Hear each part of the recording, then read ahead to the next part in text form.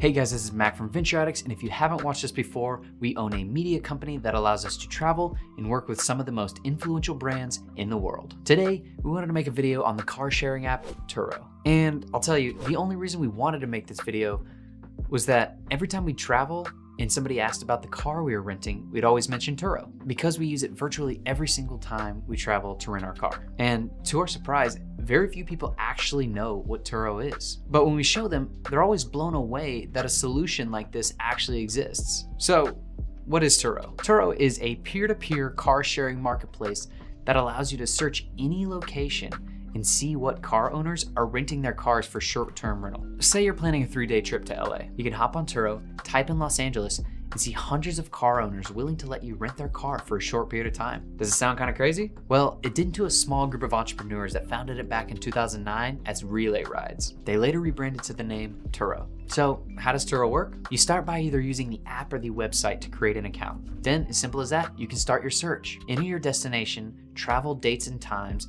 and Turo will present you with a massive selection of cars ranging by price, year, make, model, etc. If saving money is your goal, there are a ton of cheap options, and we've even seen prices as low as around $20 a day. If luxury and speed is your goal, we've seen a ton of owners offering their Audis, Porsches, Mercedes, anything you want. You can even find supercars like Lamborghinis and Ferraris in a lot of bigger cities. Then you just filter your search down by all those criteria to find the perfect car for you. And the next step is book your car. It's super similar to Airbnb in that the owner will approve or deny your request within the hour. You'll then pick up the car from their location or have it delivered for an additional fee. After you're done with the car, all you have to do is return it in the same condition you rented it in with a full tank of gas. It's that simple. Now that we've taken care of how it works, I want to talk about our personal experiences with the app and should you use it. I'll say that we use Turo 8 or 9 times out of 10 for the places that we travel when we know we're going to be needing a car. Yes, it is a valuable service for us at least. The money savings alone are what convinced us to initially use it, but beyond that, you get a personal connection similar to that of Airbnb. We've all been to the Hertz or Enterprise counter filling out that mountain of paperwork, ultimately signing your life away just to rent a car. With Turo, everything's actually taken care of digitally. So you meet a person that's sharing something valuable to them with you. We've actually seen that many cars we rent on Turo are actually taken care of better than the corporate cars that you rent from Hertz, Enterprise, because the car actually means something to somebody. So you see them taking care of it really, really well, and also expecting that from the person renting it. That being said, here are some things to watch out for. Be very vigilant of owner reviews. If there's a 3-star review on an Amazon product and you order it anyway, worst case scenario, the product comes, it sucks, and you send it back for a full refund. Since these are mostly used cars, the worst case scenario in Turo's case is that you end up somewhere stranded with no hope because the car broke down. Even if there are minor bad reviews on Turo, I personally would stay away from that car/owner pretty religiously, even if that means spending a few extra dollars per day. Unfortunately, we say this from experience. One of the only bad experiences we've had with Turo is when I ignored a bad owner review. What was that bad review, you might be wondering? Owner is slow to respond and sometimes doesn't respond at all. But don't be too harsh on me. There are about 25 good reviews to that one bad review, so I went ahead and took a chance and requested to book anyway. Well, just 5 minutes later, he answered and confirmed the booking. It restored some faith. So fast forward to the trip, we landed in California and took a Lyft to the location he told us to meet at. And what do you know? No car, no house's doors to knock on since we're meeting in a business parking lot, and he wasn't answering my phone calls. We waited in the California sun for over an hour before finally calling Turo customer service to sort it out. Lucky for us, we found out right then and there that Turo's customer service was top-notch. Long story short, they refunded our money immediately, and we actually found an owner nearby that was nice enough to allow an immediate booking. And what do you know? She actually had all 5-star reviews. The second thing to watch out for is making sure that every single imperfection in the car is documented in the photo bank and the trip details. This means as soon as you see the car, take a full trip around it, taking 15 photos at least to make sure every single thing on the car is covered, even if they're only tiny, tiny imperfections. Every scratch, dent, crack, fade, anything, take a picture of it and document it. Take a picture of the odometer to document miles. There will usually be a limit, although sometimes it's a very, very high limit.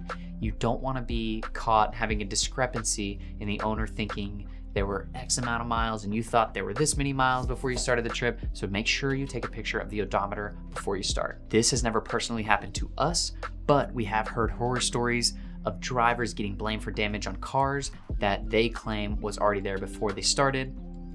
But what are you gonna do? They didn't take photos, so there's no way they can prove either way. Then Turo has to step in, and every outcome is different for those situations, but bottom line is you don't wanna be involved in that fight. The third thing to do is to do your best to rent as far in advance as possible and leave a personal and warming message when you request a book. Remember, you are talking to a real live person that's letting you rent their personal vehicle. Do us a favor and have a bit of respect when requesting a book, because remember, they can always deny you if they feel like their personal property is not going to be taken care of when they rent it out. Would we recommend that you use it? If you don't mind abiding by the above warnings, I would say every single person needs to try it out at least once. If you don't like the structure of having to deal with a big company and filling out a lot of paperwork, I would say Turo is probably for you. If you like the structure and having corporate handle everything and appreciate driving newer or the latest cars every time you rent a car, then I'd say Turo probably isn't for you. But if saving money is important to you sometimes, meeting new people isn't a problem, and you don't like the paperwork and having to deal with a big corporate company, then I'd say give it a go. Before I go, I want to give you a quick price comparison between Turo and Enterprise for an upcoming trip we are actually going on. This is just to show you how drastically different prices can be for around the same car. Okay, so we're on the Turo webpage right now, and we're looking at New York from 3/25/2019, 10 a.m. to 3/29/2019, 10 a.m. That's a Monday at 10 a.m. through a Friday at 10 a.m. drop off. So we have price sorted by low to high. So we're kind of looking at the lowest end of the cars right now, and you can kind of see a few choices: 2007, 2008 Honda Civic, 2012 Chevy Sonic. I'm gonna look at this Toyota Corolla 2018. So here it'll load up with some photos of the car, and we can see our trip details here, and we can see ultimately the base price of $29 per day. We can see it has 4 trips, all 5 stars, and we can just look at some details down here. You can see details of the car, extras, parking details, guidelines, frequently asked questions. You can look at these on your own to see that every car is different. You can see distance included is 800 miles. You'll probably never hit 800 miles in a week trip. It would be very difficult. So we're just gonna go to checkout, and I'm doing these really, really quickly just to show you a quick price. I'm 24, so you can see that there's a $15 a day young driver fee.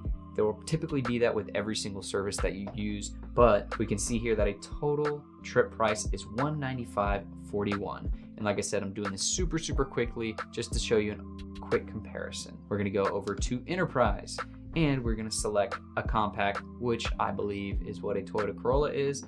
And you can see that the base price is $67.22 a day, and with a total of $40.67. And one major difference is that it might be a 2019, but you know, the other one was a 2018, so what's the difference anyway? And when I click to go to final and continue to review, you can see here it is the exact same booking time to come out to a total price of $467.08. Now, again, that's $195.41 for Turo and $467.08.